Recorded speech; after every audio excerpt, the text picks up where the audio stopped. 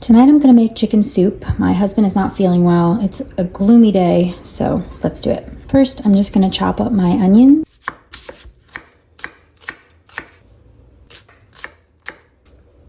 Carrots. Celery. And garlic.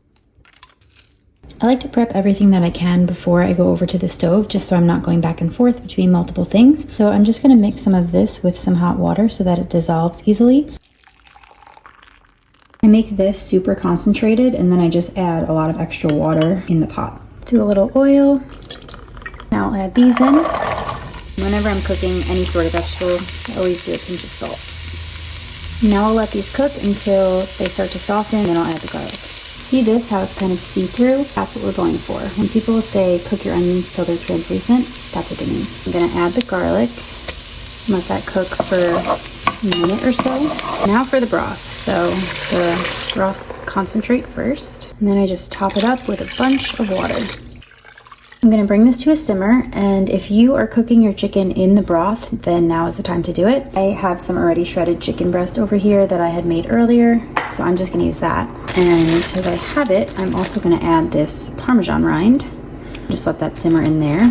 It adds a really nice flavor. I'm gonna cover this now and let it simmer for a few minutes until the vegetables are nice and soft. This has been simmering long enough that the carrots are nice and soft. So now I'm gonna fish out the Parmesan rind if I can find it. I think this is it, so I'm gonna say that's staying in there. I shut the heat and now I'm gonna blend some of it. So I'm using my immersion blender. You can also do this in a regular blender. You just have to do a little bit at a time and be really careful because it's very hot.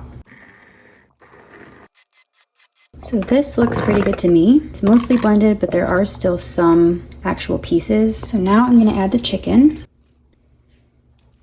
I'm also gonna do some pepper and some pecorino. Now to taste. I feel like it needs a little bit of salt actually.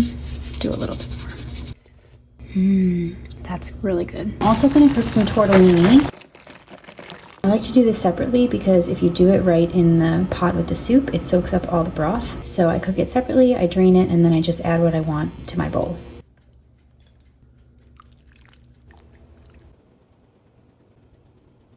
It's ready. Thanks, honey. Welcome. So sweet to me. I hope you like it. So confident.